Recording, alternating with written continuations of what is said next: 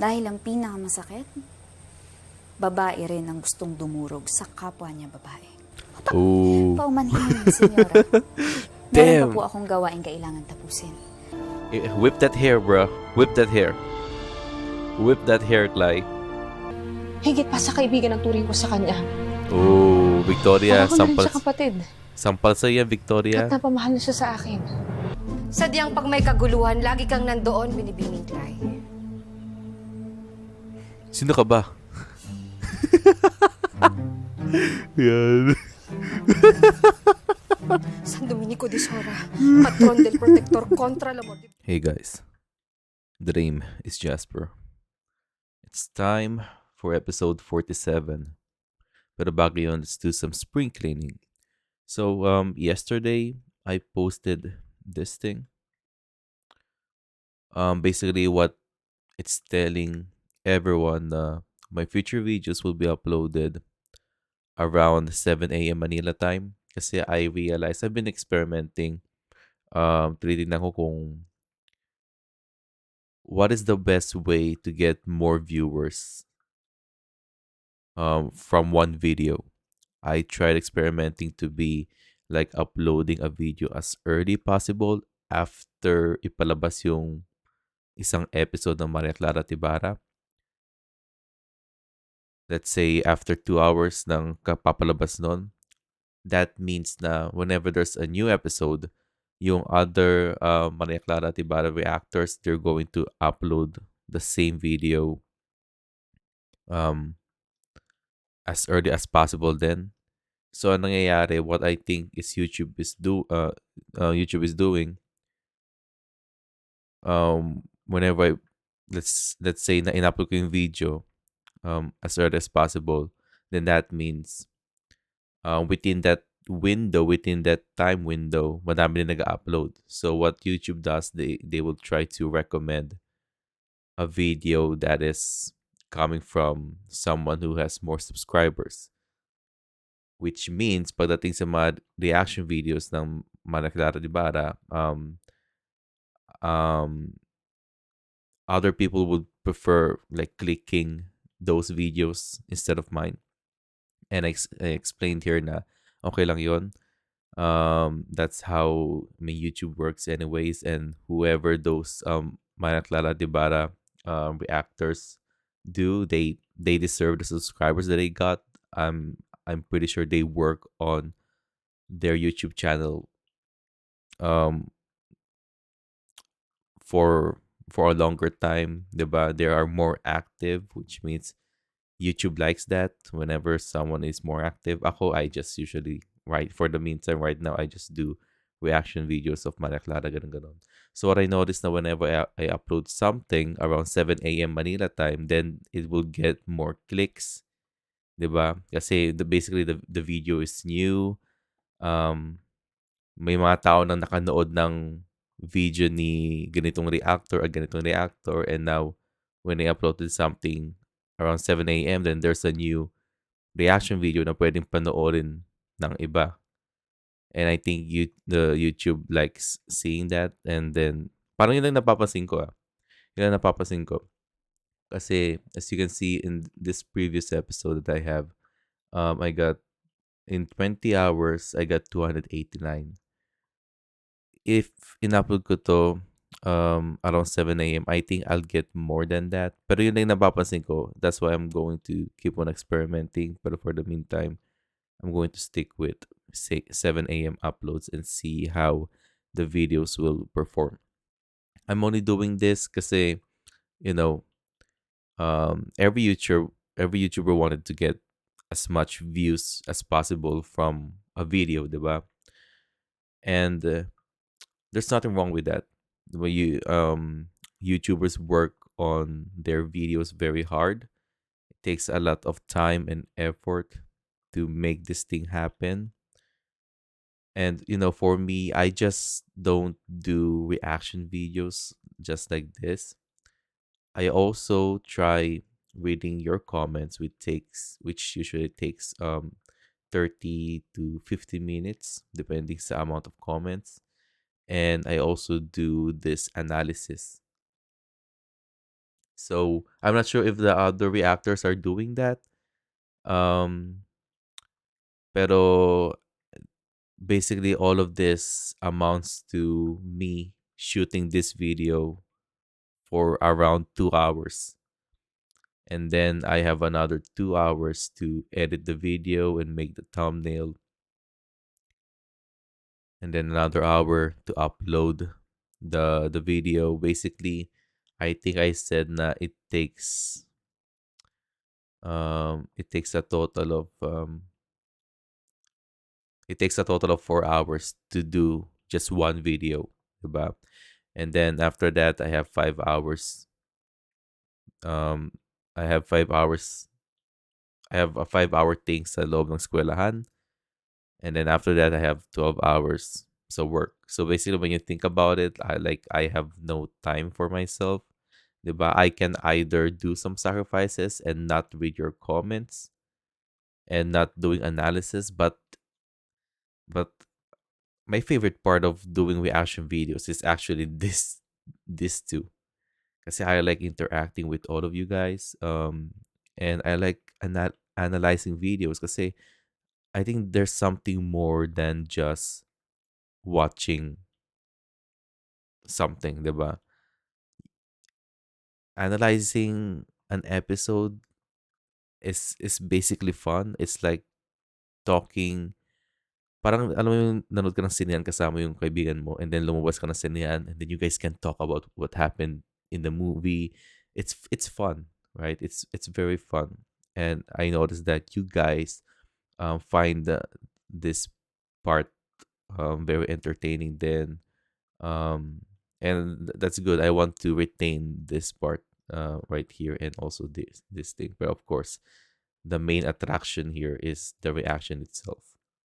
But I'm just telling that to you guys so that you guys can be aware of it and how I'm handling my YouTube channel right now. Pero yeah, it's time to read your comments now. And again, if you guys still haven't subscribed, please subscribe to my channel. It's really going to help a lot. Pero yeah, bago natin panoorin ng episode 47, let's read your comments. So there are 10 comments right here. Sa natin isa-isa. EXO Love, EXO MC wrote in. Okay. Kahit tuwang-tuwa ako sa improvement or nangyayari kay Maria Clara, at the same time, kasi matatakot ka sa kanya, nakakabahan. Ako lang ba? Nakaramdam ako ng kaba sa part na sinabi ni Maria Clara na tama ka nga, mas maraming ang matutunan sa pagbabasa ng iba bukod sa pagbabasa sa amin ng Beaterio. Kasi parang ini-emphasize niya yung word na mas at iba. Parang totoo yung sinasabi mo na it can either be good or bad for Maria Clara. Basta alam mo na matutrauma si Clay sa kahihitnan ni Maria.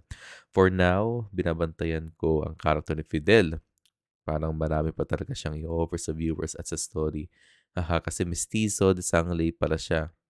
Sabi ng isa na alam kong writers na Mikay sa Twitter. Hindi ba, I mean, hindi ba parang halata naman na parang mestizo desanglay siya?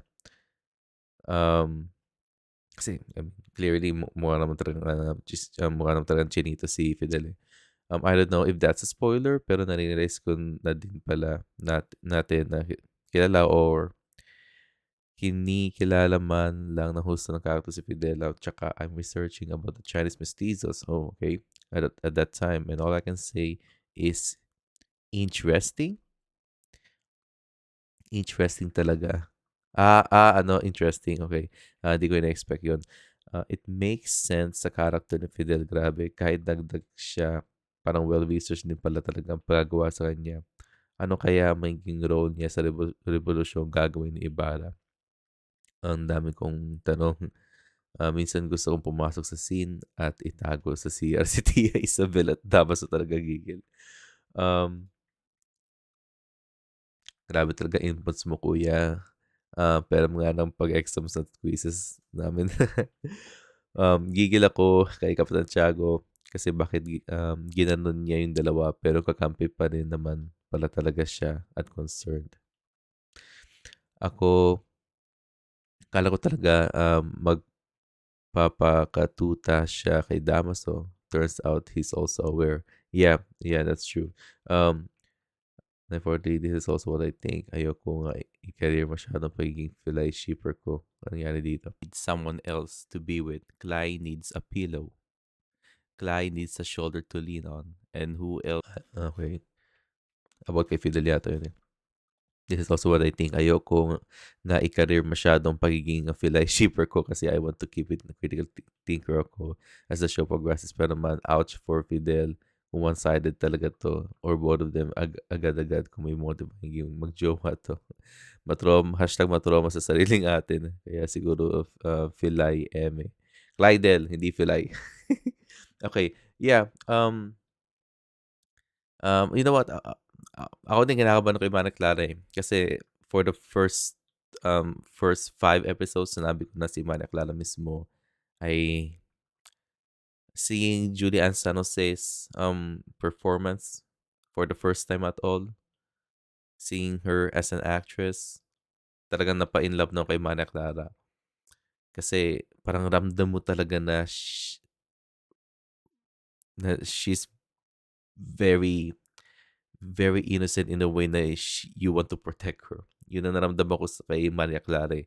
That was my first impression of her sa show na to. Kaya, you know, Maria Clara is a victim of, she is a product of the times, diba?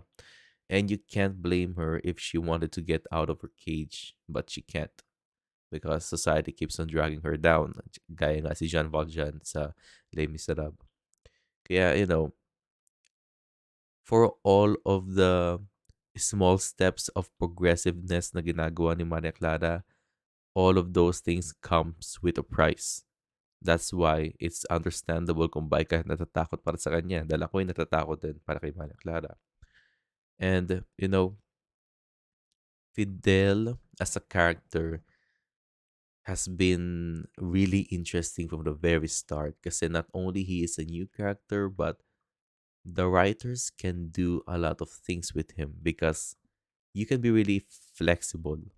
Other than Clay, Fidel can be like really flexible because it is the writer's own creation.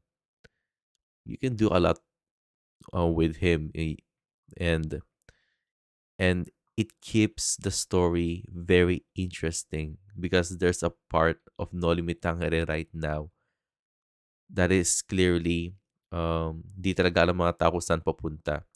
Like, for a book reader like me, hindi ko alam kung saan talaga papunta yung storya ni Fidel at ni Clay other than speculation lang and theories, diba? Kaya, I love the Fidel character. Just like I said, I can only speculate na si Fidel mismo ang magiging unan ni Clay in times of depression as the story progresses. Pero yeah, you are completely right about that. EXO, love EXO. Thank you for writing that in. Play natin yan para makita mo at para aware ka. Okay. Fed says, Kaloka, join forces na sina Tia Isabel at John Santiago plus Padre Salvi at Padre Damaso. Yeah, o nga no, kung isip mo parang join forces na lahat. 3 against 1. And it is what it is. Pero ang pinaka-clearly sa kanilang tatlo, between kay Clayman at Clara at Ibarra, si Ibarra ang pinaka-target nila. But, you know, everything's very conflicting right now when it comes to character relationships and chemistries. Pero yeah, Ibarra has a harder challenge to handle. And yeah, it is what it is. So Nelly Padua, Maria Clara's still jealous of Clay. Hopefully, di siya magpadala sa susunod ng mga abaniko girls. Kasi naman si Clay, nagpayag para sobrang panghanga kay Ibarra. Ayan, nag-jenning tuloy si Clarita. Yeah, yung sa abangan part, diba? Ito yung setting ko. Yung abangan part na yun, ano lang yung clickbait lang yun. Clickbait. It's just waiting us to see na, ayan na naman, jealous na naman si Mana Clara. I thought we already went past that. Pero, backwards na naman, magjealous na naman siya. I think, when I think about it, it's just a lazy way of writing. Natapos na tayo sa jealousy part ni Maria Clara, 'di ba? And then dahil lang sa sinabi ni Clay on episode 46 about kay Ibarra, balik na naman ulit yung jealousy ni Maria. I think the writers are not going to do that. I think sinadya nila ilagay yun sa abangan para ma-excite tayo at para panoorin natin yung susunod na episode. It's just baiting us, but it turns out when we get more context, when we see the episode itself, it turns out na sinasabi lang ni Maria Clara yan. Parang hindi talaga siya nagsiselos. Pinarating lang ng abangan na nagsiselos siya. Pero I still think na hindi siya nagsiselos. Pero yeah. Thank you for adding that in, Nelly. Okay, Iggy wrote in, I just thought it's funny if Fidel and Mr. Torres ay isa. Imagine ko lang sa action niya. Yung it will be funny because there's a chance na sila nga ay isa. What if si Sir Torres ay nagiging bata with nagiging Fidel para mabantayan sila? I don't know. Diba? Kaya sabi ko earlier, Fidel is very flexible as a character because you can write anything about him, and as long as it will fit in within the entire story of Noli Me Tangere, then that's fine. Pero yeah, I just find it funny if ever that is the case. But may konting idea tayo sa backstory ni Fidel, ganun. Kilala ni Alfares yung tatay yata ni Fidel. So, we'll see. We'll see. Nakakatawa kung malalaman ni Falay na si Fidel nga mismo si Sir Torres. Okay.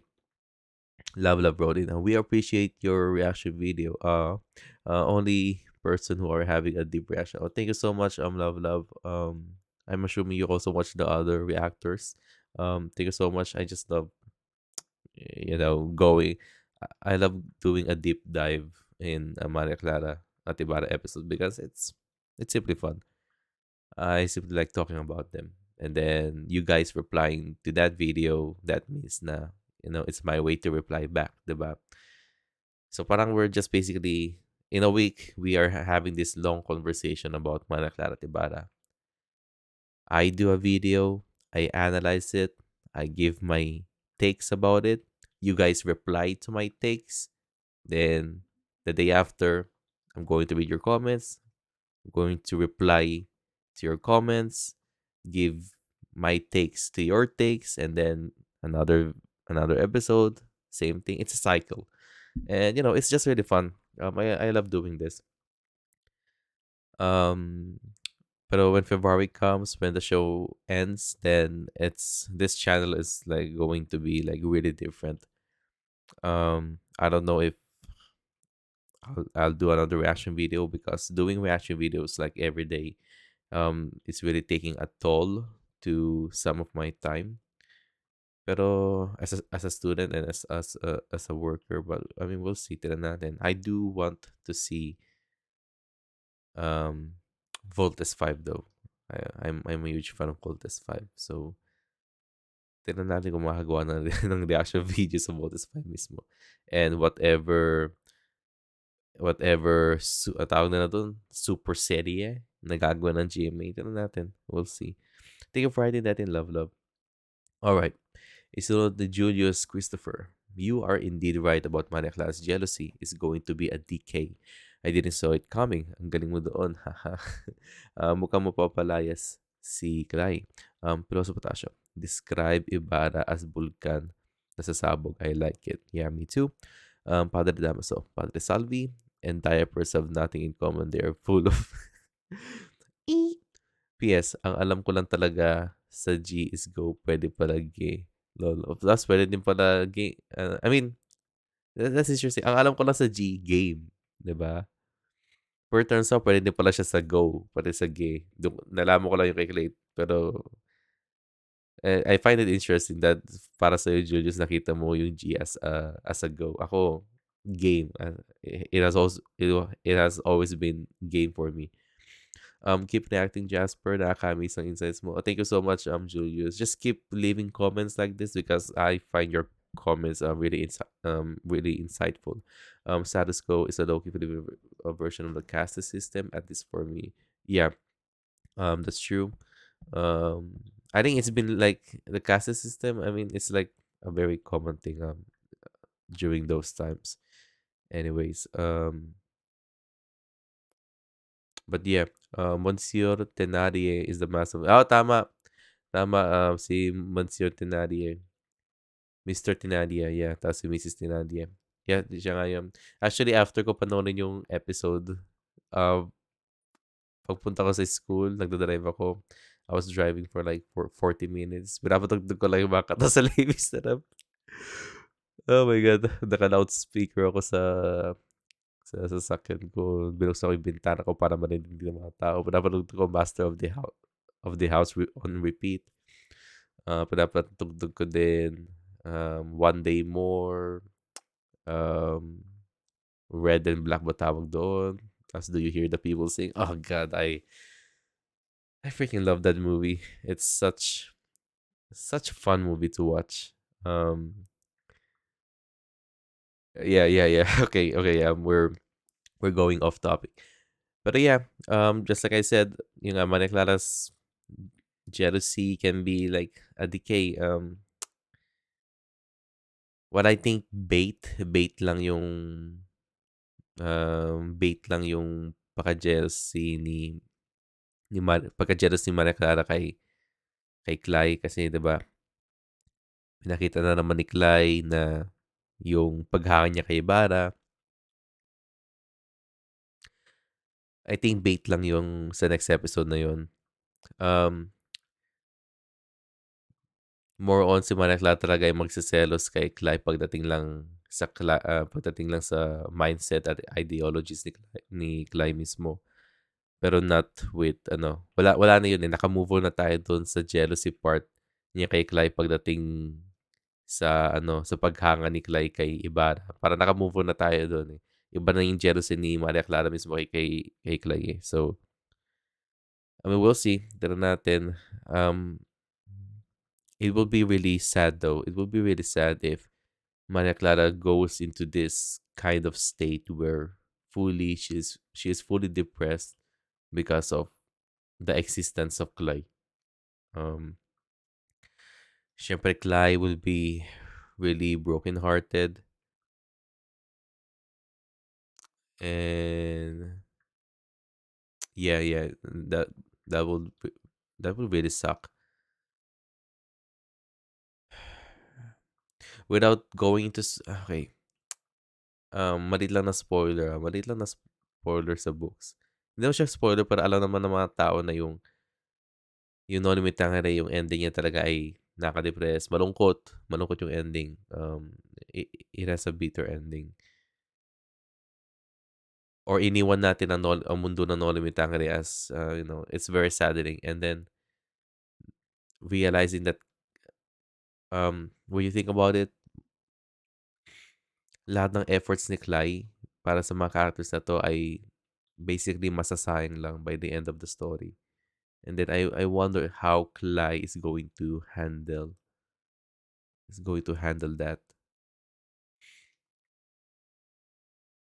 Ngayon, nangangamba na ako para kay Clay. Nangangamba na ako para kay Clay. Ano yung magiging reaction ni Clay sa ending mismo ng Noli Me Tangere, knowing na nothing fun happened to the characters here. Pero yeah, thank you for writing that in. Love, thank you ulit sa comment mo. Natutuwa ako. Okay, Joe Tubbs wrote in. Okay, grabe yung isip ni Kapitan Tiago. Tsaka napaka-reasonable gawa nung masyado siyang sumusunod sa mga kagustuhan ng praile para maiwasan yung conflict sa kanila.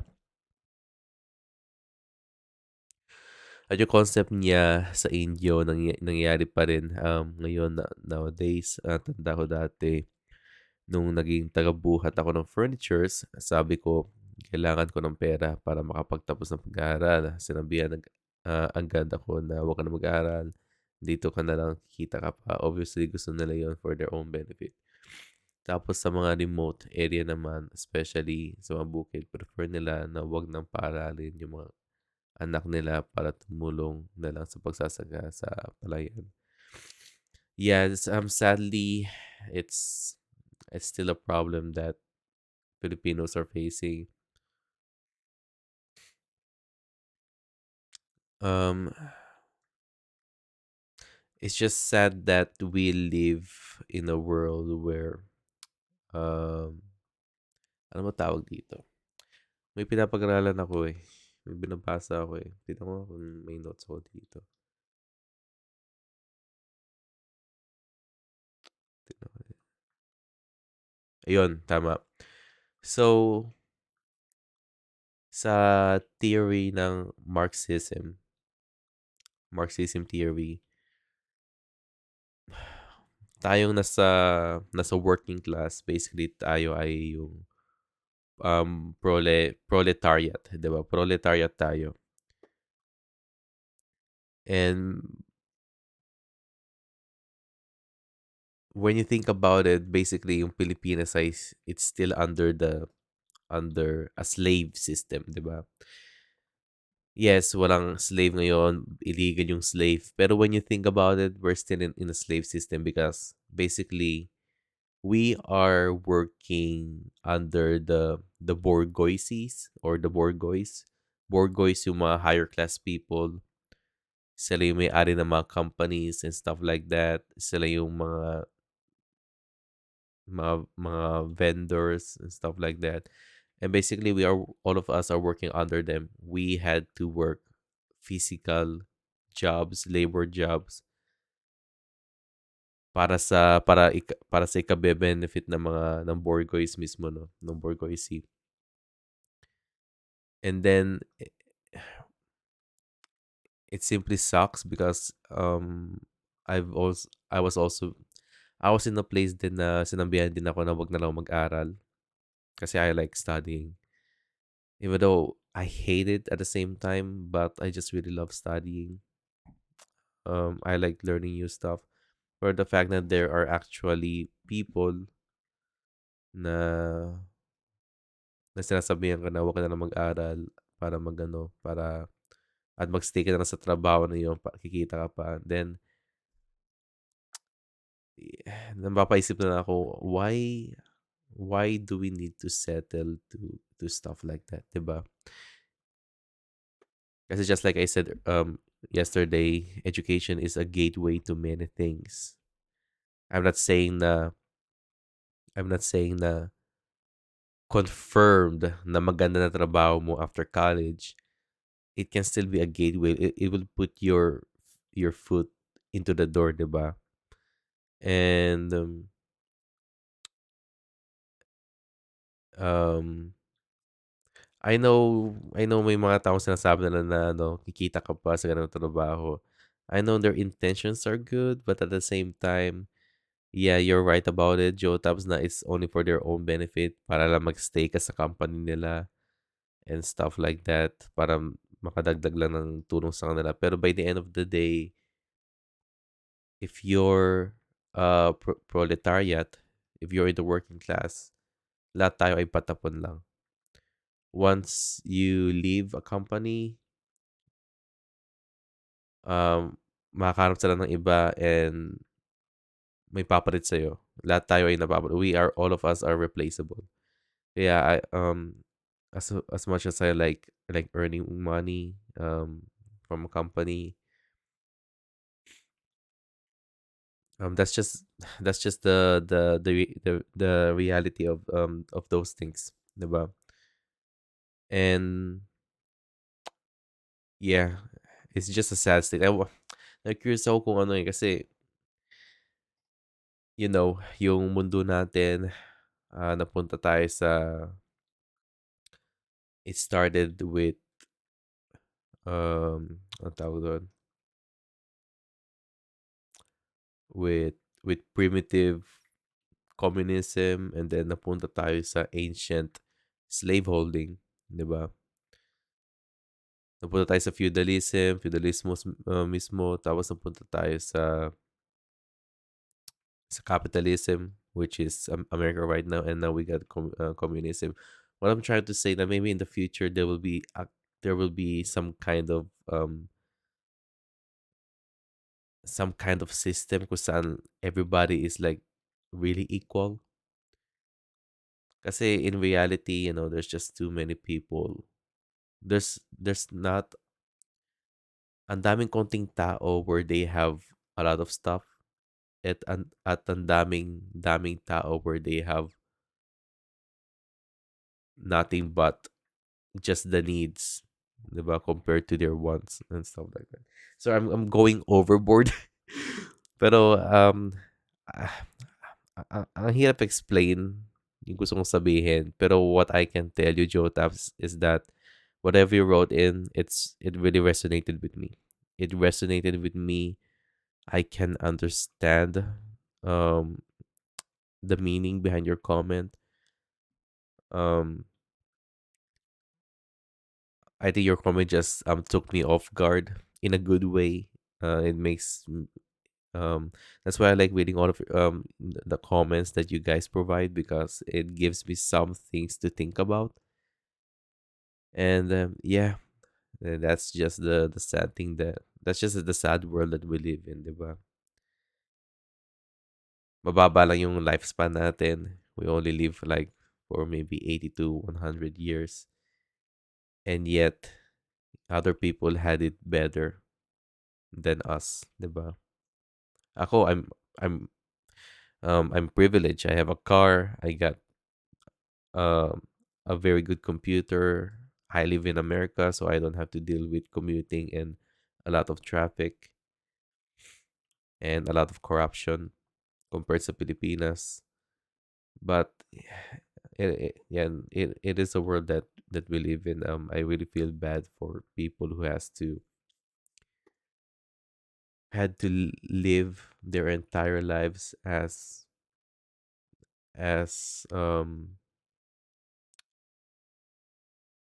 like talagang super hirap. I think everybody, kung ano yung nararanasan ng mga bilyonaryo ngayon, ng mga trilyonaryo, ng mga ano, dapat at least maranasan din ng mga nasa lower class people. I believe in a future where there's no classes at all, where everybody's equal. I don't know how we are going to get there, pero I hope na that future is reachable. Right. So thank you for writing that in, Joe Tabs. Fan Art Factory wrote in. Sumagot na naman Google Assistant ko. If you just ask to cancel an alarm, there is none set at the moment. And yes, naka-Google Assistant speaker ako na nasa tabi ng TV. Kaya pala na-pick up yung sinabi ko. Okay. Yeah, you know what? Yung Google Assistant ko nandyan eh. Nandyan siya, yung square na yan. Ooh. Yan. Dati meron akong Alexa, pero this month I changed to Google Assistant. Kasi si Alexa, which is under Amazon, every time na kausapin mo, lagi siyang may pa-advertise, daming advertisements. I don't want that. Gusto ko lang ng smart speaker na kapag kinausap mo, tahimik na agad, hindi na magsasabi ng, by the way, if you want, but I don't care, dude. Just shut up. Pero yeah, I still live in an apartment, but if ever I get a house, I want it to be like a very smart house kung saan I can control the lights, like everything with my voice. I can control the vacuum cleaner and stuff like that, and even the lock. Yeah. Pero it's crazy. Akala ko walang Google Assistant sa Pilipinas, pero turns out meron pala. Play the episode. Okay, super love all the MC squared interaction. MC squared. Yeah, I think may nasama may isa sa mga viewers natin na nag-introduce ng MC squared na yun eh. Di ko na siya nakikita mag-comment eh. Pero yeah, I want more. Ganda ng dynamic nila. Lutang na lutang din ang natural chemistry ng magkamaning Julie and Barbie. Na why Kapitan Tiago is frustrating as heck. Ang ganda ng response ni Maria Clara sa kanya. Exactly. And even yung reaction ni Ibarra. Oh yeah, that's right. Yeah, mukhang di naman magpapa-blackmail eh. Yeah, I believe so, yeah. Um, reply the abangan. Ang basa ko, Maria Clara realizes nga na crush ni Clay si Ibarra. And she understands why she does. Yeah, this is what I need. I just wanted Maria Clara to understand why Clay likes Ibarra. I just need just an understanding kasi with some context maintindihan talaga ni Maria Clara yung kung bakit Clay feels that way to Ibarra, diba? Of course, it will make Maria Clara more proud of her boyfriend, diba? Pero yeah, pero sana hindi naman dumating to the point na lumabas ulit ang insecurity. Yeah, that's true. This is what I've been trying to say. I think we already went past that, the jealousy type na meron si Maria Clara kay Clay pagdating sa involvement ni Ibarra. I think we already went past that. I believe that we will never go back to that again. And it will eat her up at mapapahamak si Clay. Yeah, there's a chance. Yeah. I would like to believe na they have at least started to form their own bond separate kay Ibarra. Yeah, this is actually what I want. As much how attached these two characters to Ibarra mismo, I still want this bond just between. I just want the MC squared, MC squared bond, and God, I love that name, MC squared. I just love that. Um, kasi God, just like I said yesterday, I'm willing to watch a show just starring Maria Clara at Clay, diba? I want to see a show named Maria Clara at Maria Clara.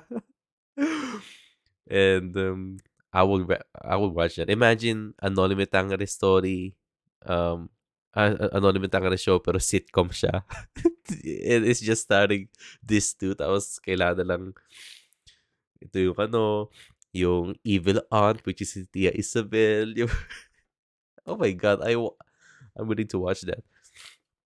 Ayaw natin masirang magkakaibigan dahil dahil sa lalaki. Feeling ko while Maria Clara may feel a bit wary of Clay, I am hoping that she will still defend her against Victoria. Yeah, that's true. And may cross-dressing escapade pa sila this week, di ba? Looking forward to that. Di ko alam yung cross-dressing escapade na yon. Yeah, hindi ko alam kung ano meron dito sa cross-dressing. Sorry about that. Pero yeah, I agree with you with the rest of the comments. I want nothing but the best between the friendship of Kalay and Maria Clara. I want MC squared to stay as MC squared. Kasi yeah. I got nothing else to say. I just like seeing both of them together being happy. Thank you for writing that in, fan art. And now finally, Grace Duarte wrote in. By the way, Grace Duarte, yung apelyido mong Duarte, actually, siya yung nag-design ng Android ecosystem pagdating sa UI. Siya yung nag-design ng material. Siya yung nag-design ng material UI. Siya nag-design ng material UI. Just saying. Kaya yung, I like the Duarte surname. The blooming friendship of Maria Clara and Clay makes me happy so much. Me too. I was smiling the whole time. Ako din. Did not thought that Maria Clara is going against the wishes of her father. Okay, but I am happy na finally nanindigan na siya. And of course, sisisihin na naman ni Tia Isabel si Clay. Yeah. It's expected. What makes me worried is itong progress ni Maria Clara, either makatulong ito sa kanya o baka makasama. Exactly. That's the decay that I'm talking about. As much as there's a friendship between the two of them that is just getting better and better. we can't blame I can see the decay within Maria Clara's character because not because of Clay but because of Clay's ideology, 'di ba? Tanggalin mo yung ideology ni Clay, yung friendship ni Maria Clara pa rin ni Clay works really great. They have the friendship chemistry there. Pero yung ideology ni Clay lang mismo yung parang nagpapakasakit kay Maria Clara mismo. Sorry, sinisip mo naman guys. Ang lamig dito, sobra. Um, tawag dito. Ngayon ay 8 degrees Celsius dito. Ang ganda na sana ng usapan ng dalawa. Tapos si Clay biglang nag-recite ng ganun. At yung mukha ni Maria Clara habang nagsasalita si Clay says a lot. Yeah. Okay, base sa trailer, bukas sana hindi maging conflict yung sumisibo ng magkakaibigan. That's true. Sana maging honest sila sa isa't isa at maging way ito for Clay to open her heart to Maria Clara. I am very sure na maintindihan yon ni Maria kasi very likable naman talaga si Ibarra. That's true. Nainis ako kay Kapitan Tiago pero naintindihan ko siya. My God, this story is getting darker na talaga. Anyways, another great episode. Sana po ganito kayo lagi kaagang mag-upload. Yeah, sorry about that. I already made the as much as I want to upload something as early as possible. I think it works best for my channel overall to upload a video the day after the airing of an episode and upload yun around 7 a.m. Kasi I think that's around that time I'll get more views. Yun lang napapansin ko pero it's an experiment. Pero yeah, I agree with you Grace Duarte. I agree with everything. Basically, the basic gist of what I want to see is that I want a good friendship between Maria Clara at Clay. I want Maria Clara to be very understanding of Clay sa opinion ni Clay about kay Ibarra. Kasi talaga namang super likable si Ibarra. That's why Ibarra is my favorite character of all time. And, I got nothing but, I want nothing but happy things between the three of them. No more conflict between the three of them. I just wanted to see just the three of them against the world, you know. But yeah, thank you for adding that in, Grace. Very insightful. And now, oras na guys para panoorin ang episode 47. See you guys around in 3, 2, 1. Buti ang aking sarili. Nang sa gayon ay Okay. mapabuti ko rin ang buhay ng ibang tao, pati na si Maria Clara. Handa ko pong ibigay ang aking buhay para sa bayang ito, Tio. Nais mong matupad yan sa pakikipaglaban mo sa simbahan. Sa pamamagitan ng iyong eskwela, batid mo namang ng katayuan nating tinatamasa ngayon ay nakasalalay lamang sa kagustuhan ng fraile. Kaya pag-isipan mo yung sinabi ko sa iyo. Kung totoo mong mahal ang aking anak at kung gusto mo matuloy ang kasal ninyo. Dinudurog niyo ang puso ko ngayon, Ginoo. Oh, wow. Hindi lang dahil kay Maria Clara. Ako minsan ay nawalan na ng ama. At palagay ko'y ako'y mawawala ng isa pa. Tila umuulit nga ang istorya. Kaya kung ibig mo ng tahimik at masaganang buhay sa piling ng aking anak, sundin mo ang payo ko. Itigil mo ang pagpapatayo ng eskwelahan. Nang sa gayon na hindi ka tuluyang wasakin ng mga fraile, pati na mga mahal mo sa buhay. You can really see the sadness in Ibarra's face. Authentic yung... It really caught him off guard. So, I feel bad for Ibarra. Nakita kong pumasok ka sa kwarto ni Maria. Anong ginagawa mo dun? Ano pakialam mo, Tia Isabel? Wala naman po. Bakit po? Hindi ako naniniwala.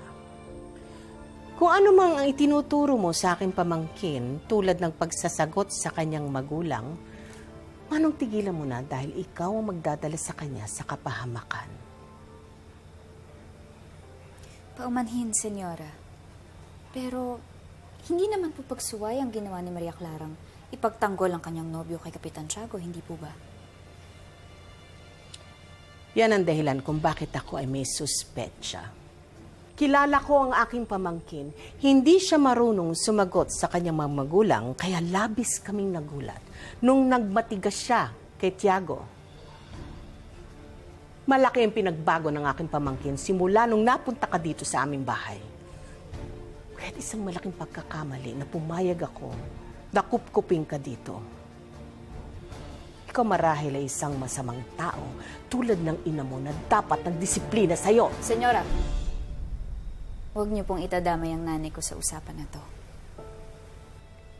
Mabuting tao ang nanay ko at pinalaki niya ako ng maayos. Pasensya na ho kayo. Pero huwag niyo sanang isisi sa akin kung sa wakas nahanap na ni Maria Clara ang kanyang sarili. Kung sa wakas natututunan na niyang magtanong at ipaglaban ng kanyang mahal. Hindi po ba dapat maging ipagmalaki pa natin siya? Ipagmalaki niyo? Lalo na kayo. Kayo po ang nagpalaki sa kanya, di ba? Koreksyon, Iha. Hindi namin pinalaki si Maria na sumagot-sagot sa nakakatanda sa kanya. Pinalaki namin siya na maging masunurin dahil alam namin na mas maraming alam ang nakakatanda kesa sa inyong mga bata na katulad mo. Siguro po tama kayo. Dahil mas nakatatanda kayo, mas marami kayong karanasan. Mas may alam kayo. Kaya mas alam nyo kung anong nakabubuti para sa amin. Pero hindi sa lahat ng oras, senyora. At sana, ang mga pangaral ninyo ay magsilbing pakpak para kami makalipad. At hindi maging tali na magkukulong sa amin. Hindi po ba? Sinasabi mo ba na sinisikil ko ang aking pamangkin? Wala po akong sinasabing ganun. Naalala ko lang, ang hirap nga pala maging babae sa panahon ngayon, ano? Dahil ang pinakamasakit, babae rin ang gustong dumurog sa kapwa niya babae. Oh. Paumanhin, senyora. Meron pa po akong gawain kailangan tapusin. Pasensya na po kung ano man ang naging sanhi ng inyong galit. Wow, Clay. Ooh. Whip that hair, bro. Whip that hair. Whip that hair, Clay. And you know what? Tia Isabel needed to hear that. She needed to hear that. Improvement siya si Tia Isabel, Clay.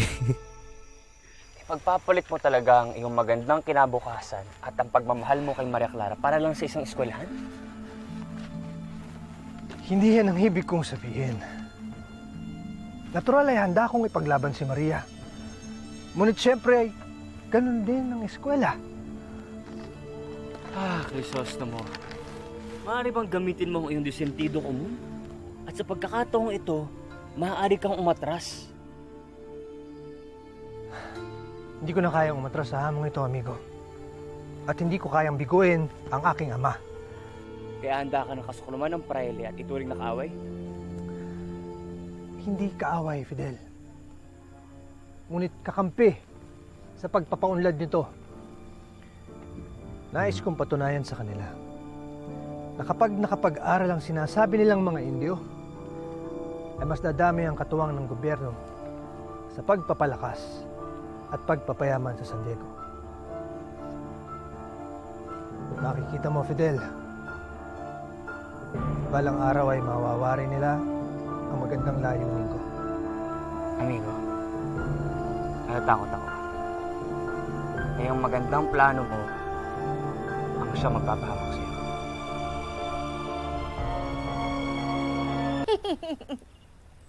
Nandoon ka sana at nasaksihan mo ang panunukso namin kay Iday.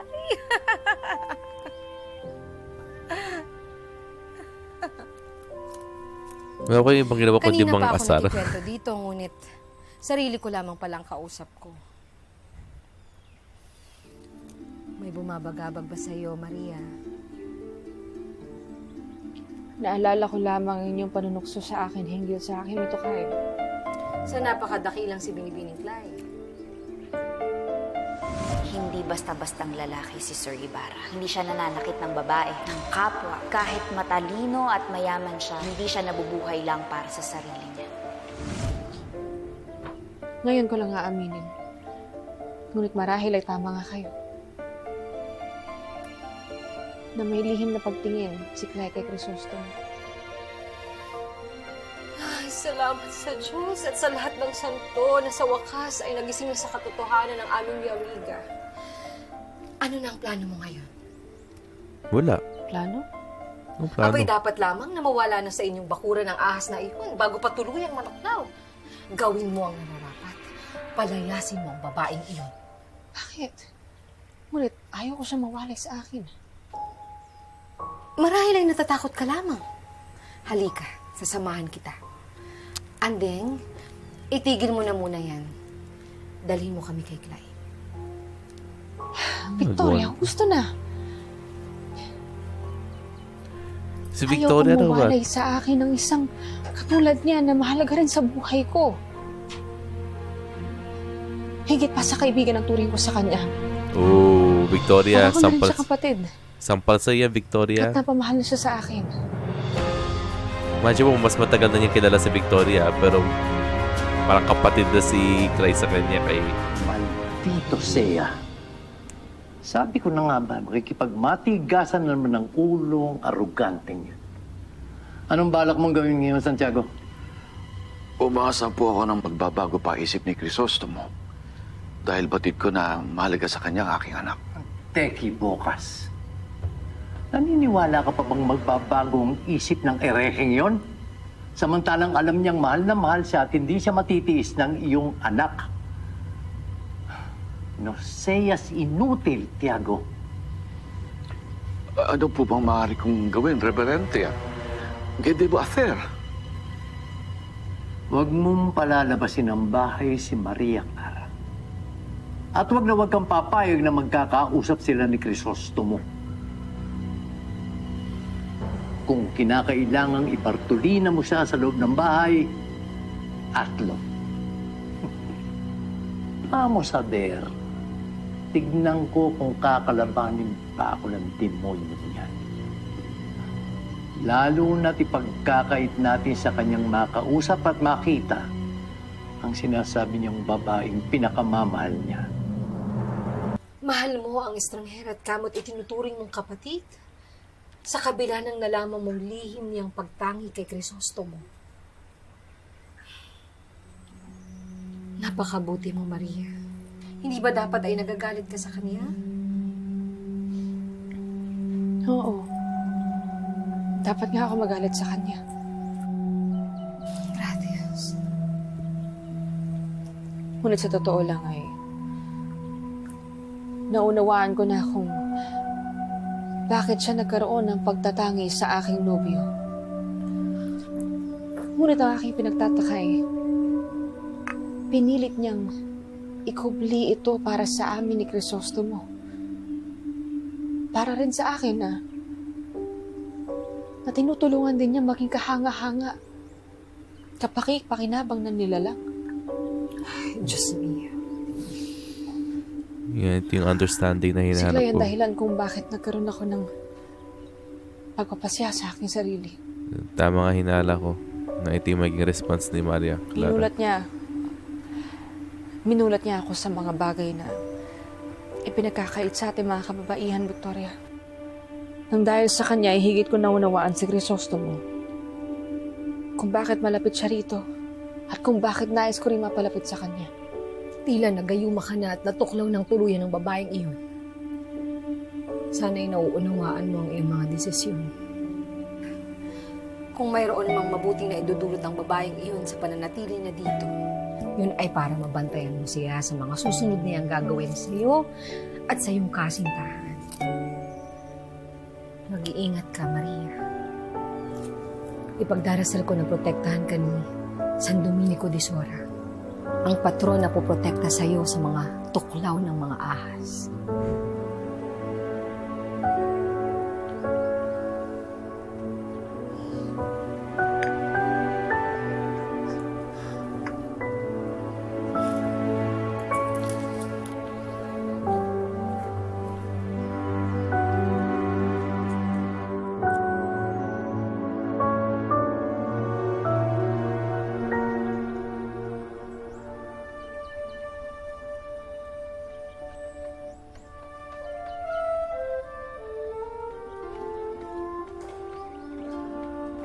namang mapapabilis ang pagsasaayos ng eskwela. Dahil pati ang mga kabataan ay masiglang tumutulong. Mabuti kung ganun. Maraming salamat. Bueno, ako'y babalik na lamang at kailangan ko magtungo sa aking nobya upang siya naman ay aking kamustahin. Ikaw na ang bahala dito. Yeah, buti naman binibisita mo Shota mo. Ano? Huwag kang makialam dito, ha? Ginagawa ko ng trabaho ko dito! Ilan ako yun, mga ginoo? Mari bang huminahon kayo? Senyor! Bakit pati ang senyor ay hinamak mo? Ito na ang huling araw mo rito. Huwag na, ginoo. Sigurado naman akong hindi sinasadya ng ginawang pangyayari. Ngayon ay pakiusap na lamang sa inyong dalawa. Na sa halip na kayo ay mag-away at magkasakitan, ay pag-usapan na lang muna ang hindi pagkakaintindihan. Maaari ba? Humingi kayo ng paumanhin kay Don Crisostomo Ibarra. Madali. Umanin po, Dr. Crisostomo. Paungayan po, senyor. Bueno, kailangan ko lang umalis. Adios, senyor. Adios.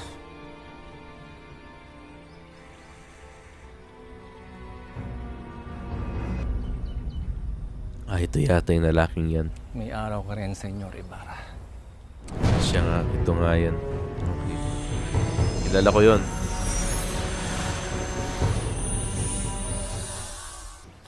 Para kanina yan? Sulat para kay Maria Clara mula kay Senyor Ibarra. Galing kay sir? O, ako na magbibigay. Ay, ako na. Hindi, ako na. Ako na. Ako na. Anong kaguluhan nito? Ay, nako. Victoria.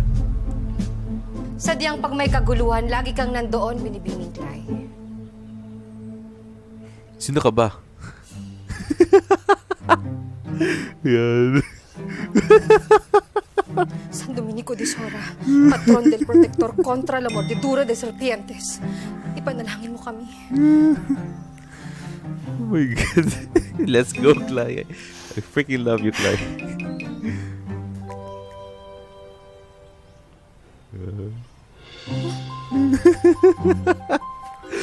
Oh my God, Clay. Yeah, that's how you handle it. Parating ang mga kura na ibang mga bayan at hindi ko nais madatnan nila ang kanilang dadaanan na tila na salanta ng unos. Dalian nyo na.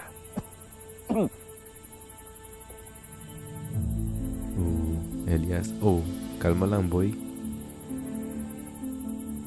O ikaw, bakit ka babagal-bagal? Arregle esto. Rapido. Vamos! May edukado. Tonto. Mahal na kura, Si. naghihintay na po ang taong dilaw na nais sumangguni sa inyo. Bueno. Oh, yung taong dilaw. Parang familiar yan, ah. Vamos. Sinurit yun? Sinurit yung taong dilaw na yun?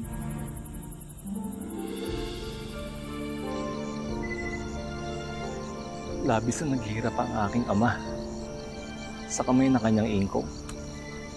Itinuring ng kanyang dugo na mas mababa pa sa hayop na aking angkan. Nauunawaan kita.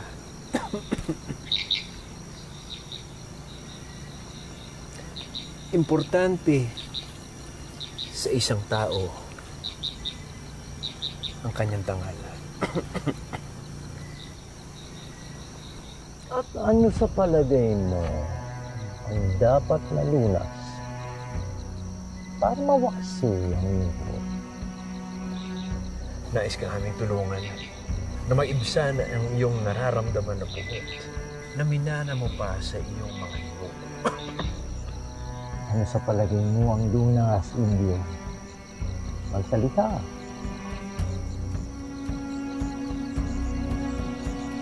Kamatayan ko. Kamatayan. Ganong kamatayan ang iyong iniibig? Kamatayan po ni Crisostomo Ibarra.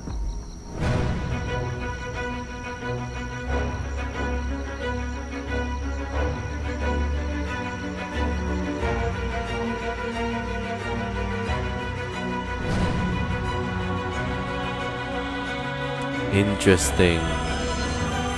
Yung pala yung yung pala yung foundation ng kabanata na yun. Inad nila sa show na to para at least may explanation, okay?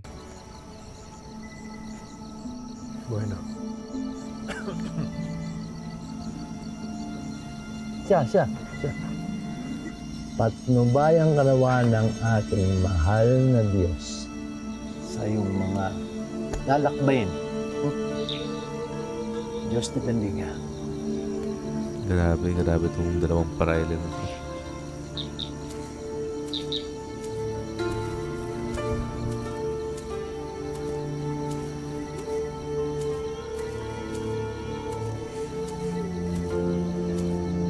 Padre Damaso, no entiendo. Tila kinukonsinti ng iyong reverensya ang masamang hangarin ng Indio na iyon.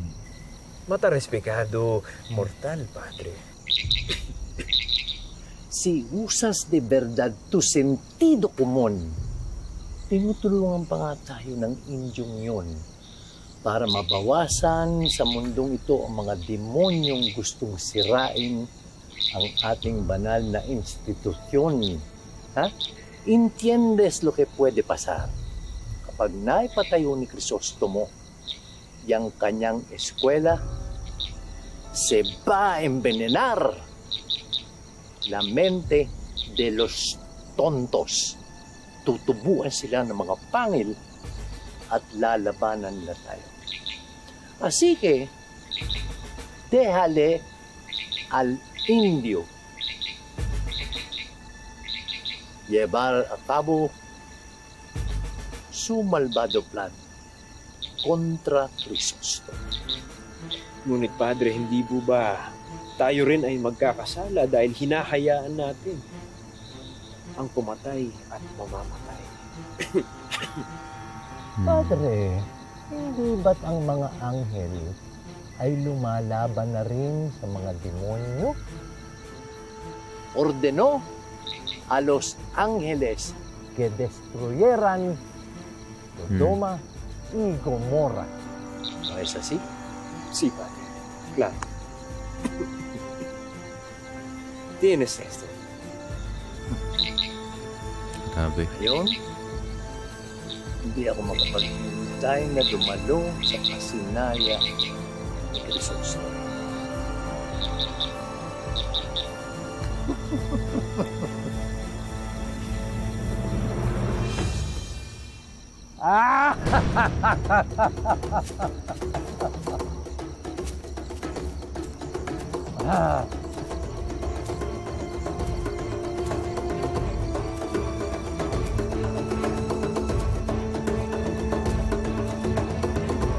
Nakangiti na rin to.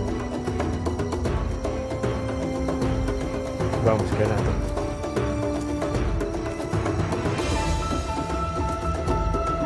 Oh, I love how this thing was shot.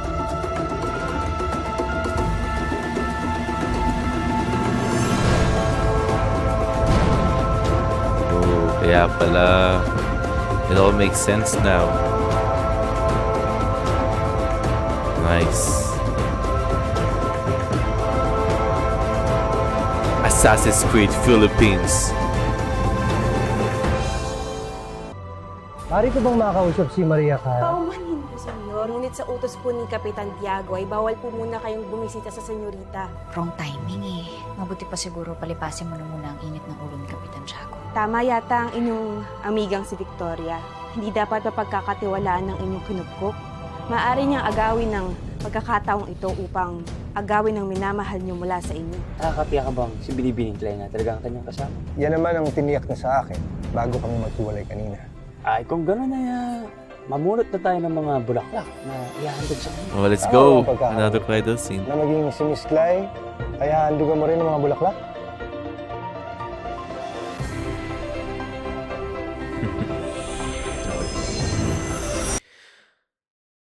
All right, let's talk about this episode right here. Alam nyo guys, alam nyo na yung sasabihin ko. Another good episode. Okay, let's start with this one. Magsimula tayo dito sa ano, ditong part na to. Saan ba dito yung intro?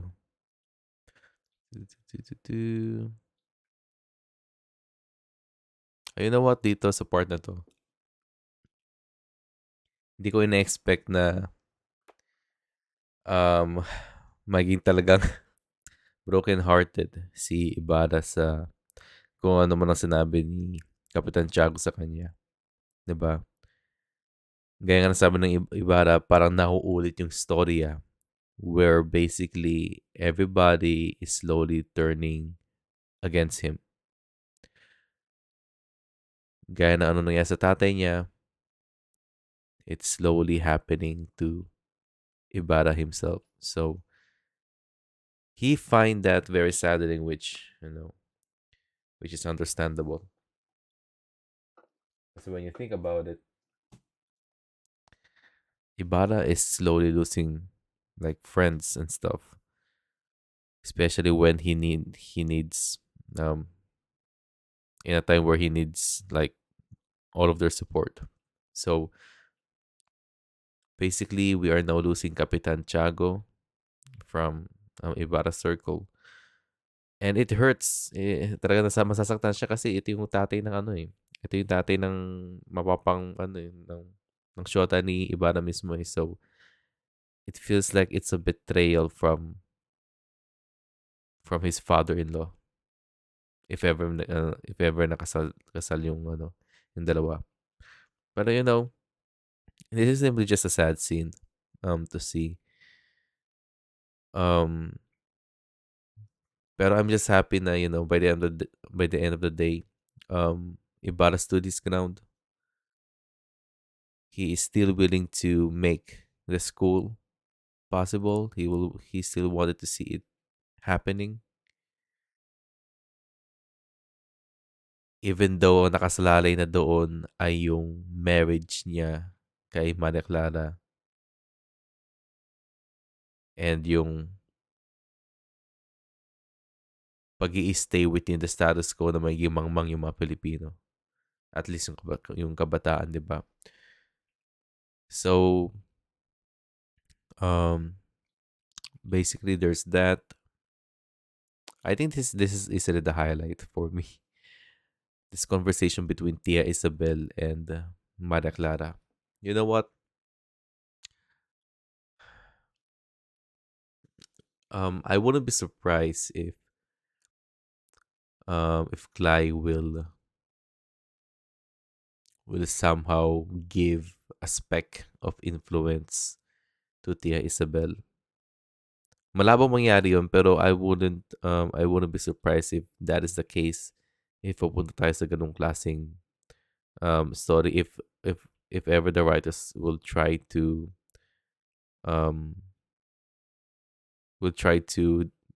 explore that kind of storytelling pagdating kay Tia Isabel, pati kay Clay, we will just see. Pero whatever Clay said here to Tia Isabel, everything is right. Lahat ay tama. At naintindihan ni Clay na yung nasa mindset ni Tia Isabel na mas nakakatanda siya, so alam niya yung lahat. Gaya yung nasabi ko in the past, diba?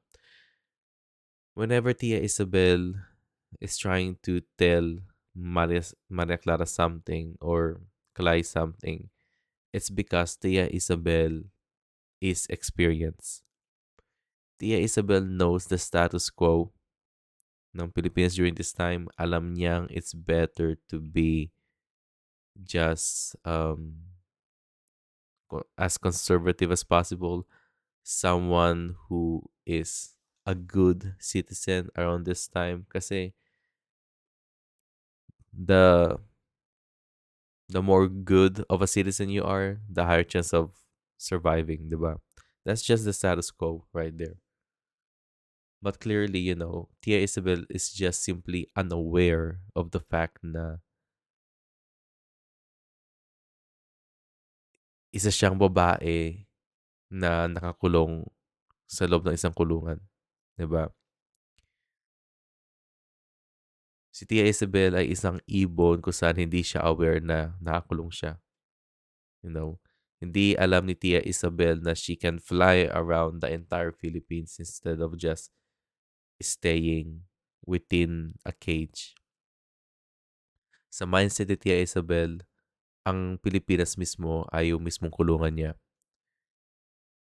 Kaya that's where Clay comes in, di ba? Kaya nakikita ni Clay mismo na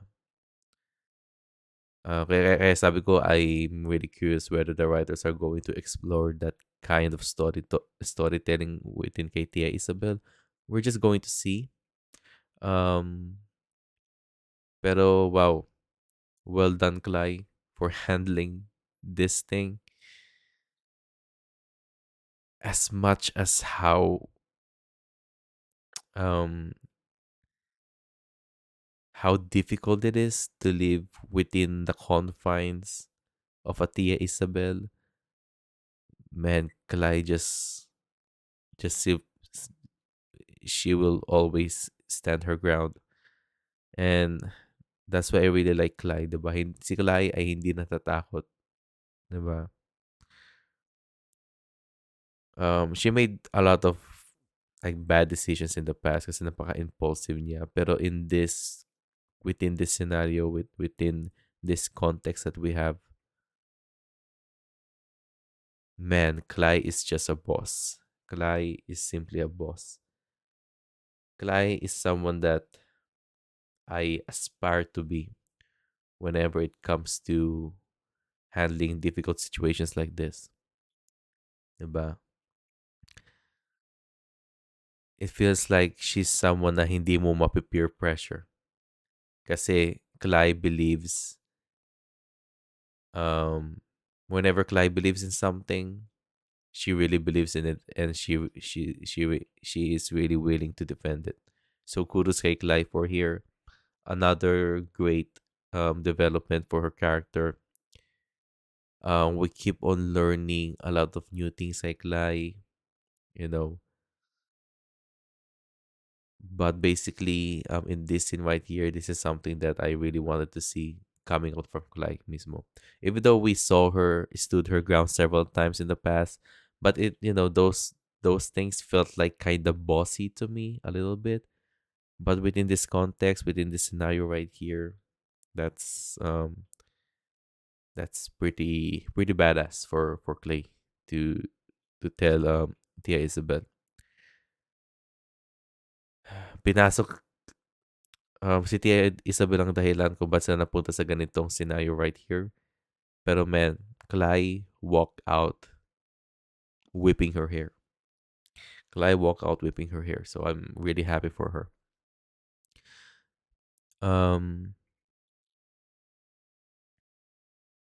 Ito, natatawa ko dito sa scene na to kasi basically,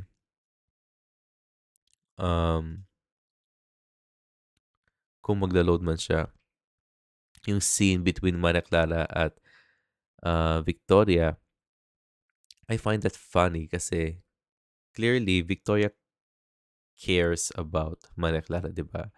She cares about her friend. Pero the fact na they are inside that bedroom with Victoria thinking na she's the bigger friend. She's the bigger friend compared to Clay. Imagine mo yon. Both of them know each other from childhood. And then, sasabihin ni Maria Clara sa'yo na Clay is someone that is very near and dear to her heart. Kung saan yung friendship nilang dalawa ay parang sisterhood na. Then parang isang sampal kay kay Victoria yon. And I just hate the Victoria character. I really hate her.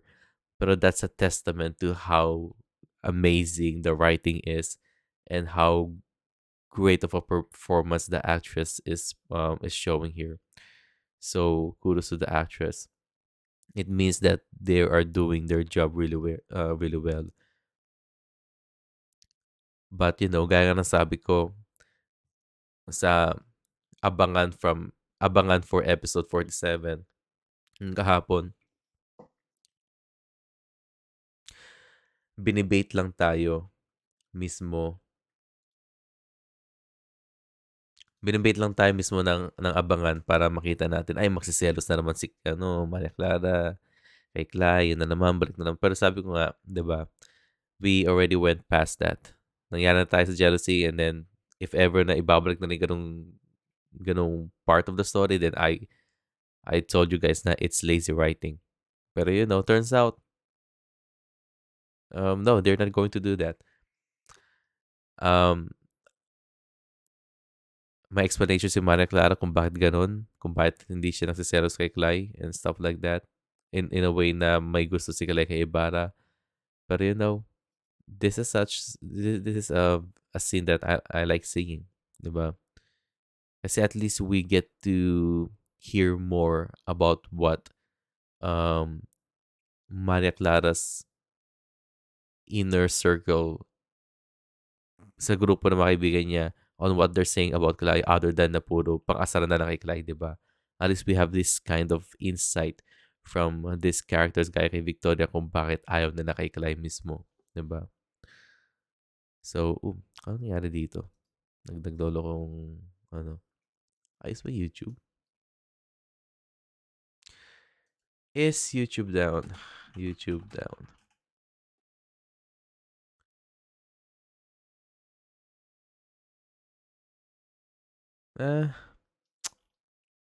Kinda. Medyo. And now let's move on to a different scene. Oh, you know what? Nalimutan natin pag-usapan yung scene ni Fidel pati kay Ibarra about sa school. Gaya nga sabi ko, I think this was last week, na only Clay, Maria Clara at Ibarra, they only have each other's backs. Kasi everybody else is against with this school. Even Fidel, di ba? Kasi as much as I love the Fidel character, Fidel is in this unique position kung saan he can bounce back between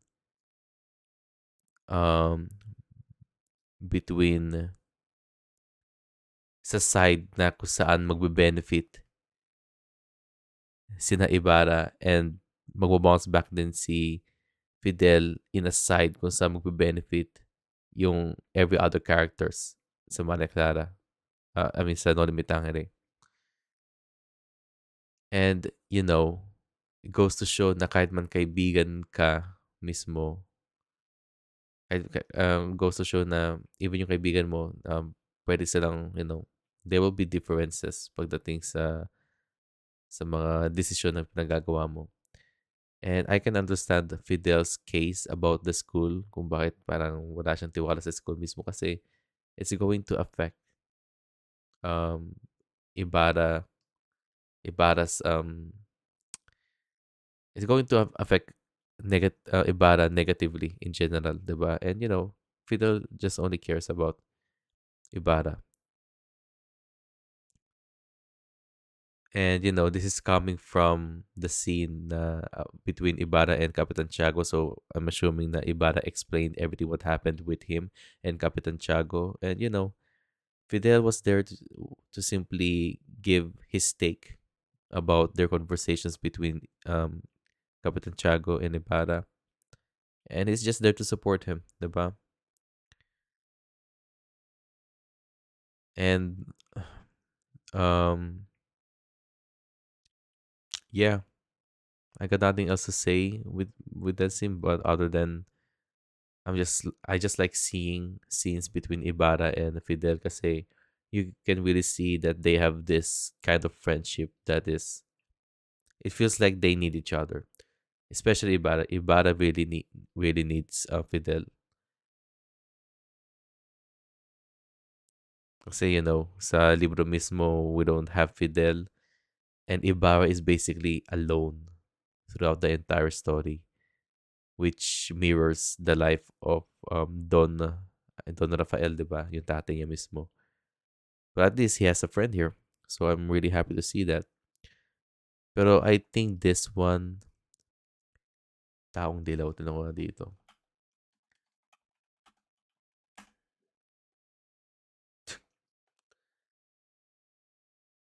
Talong dilaw.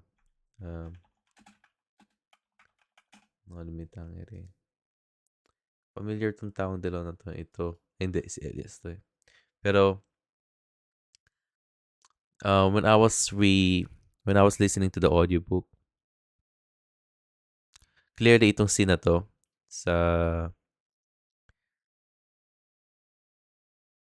kaya nagloloko to, no? Try natin close muna to lahat. So, pakita sa inyo yung yung scene mismo eh.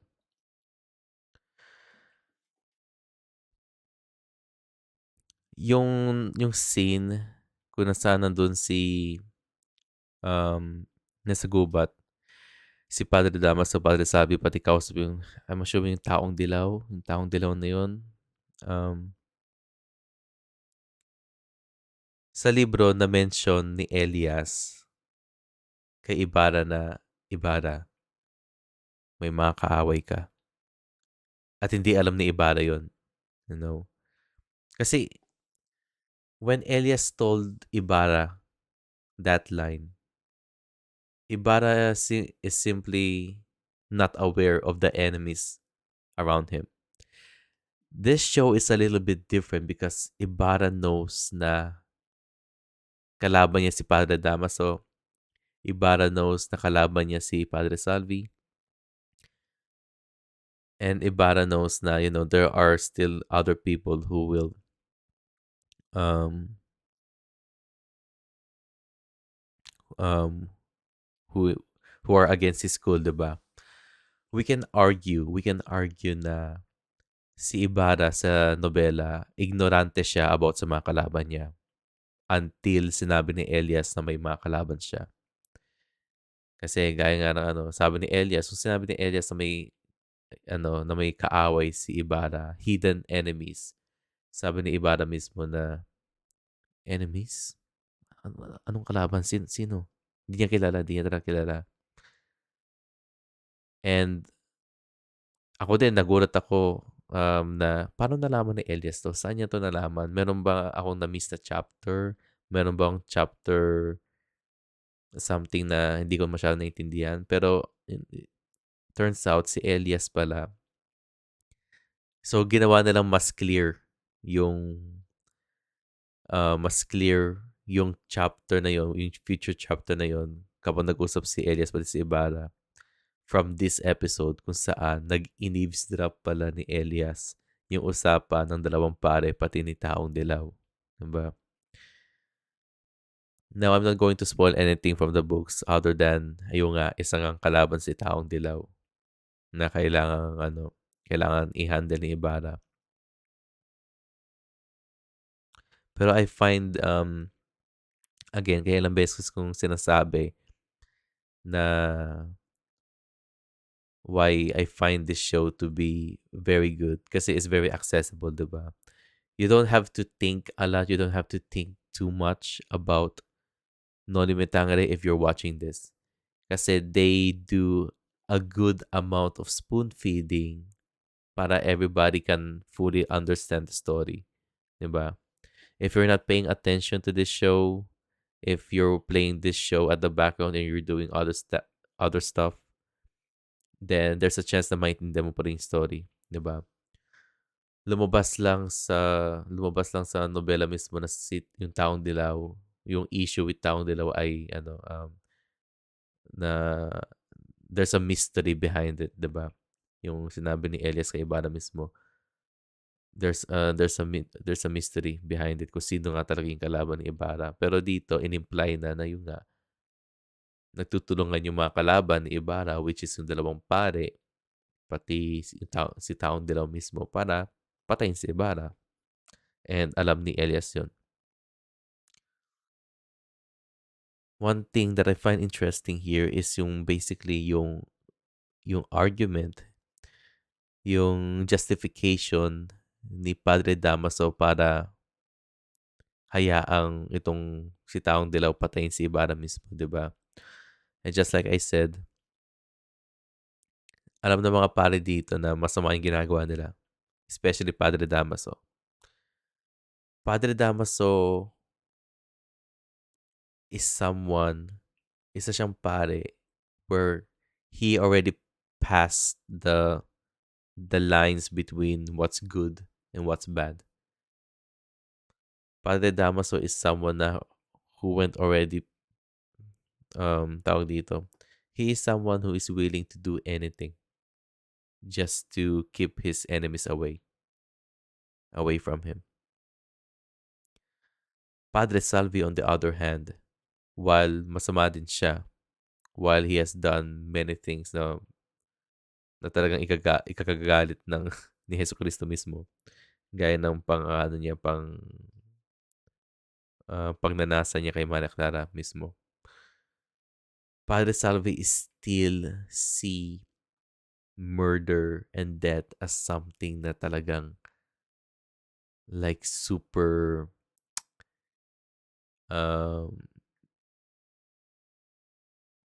super hard to process na para gawin ng isang tao, 'di ba?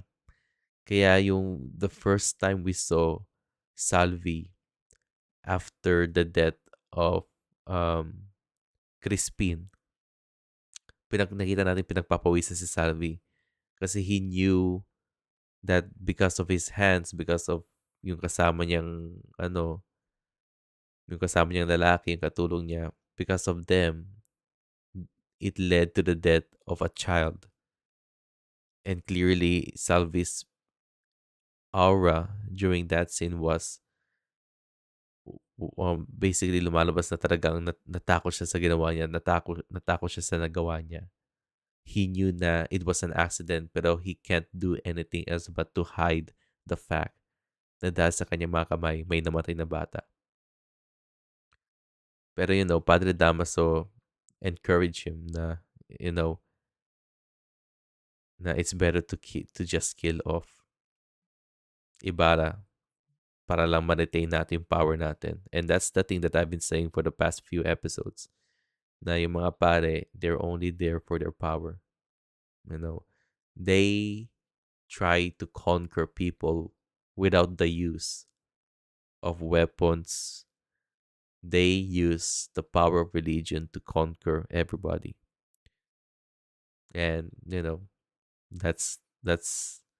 is what I find amazing about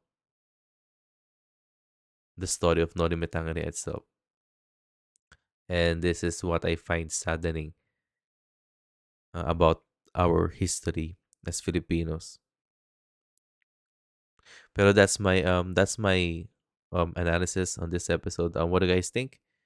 Leave a comment as usual and see you guys around. And I'm going to reply to your comments tomorrow.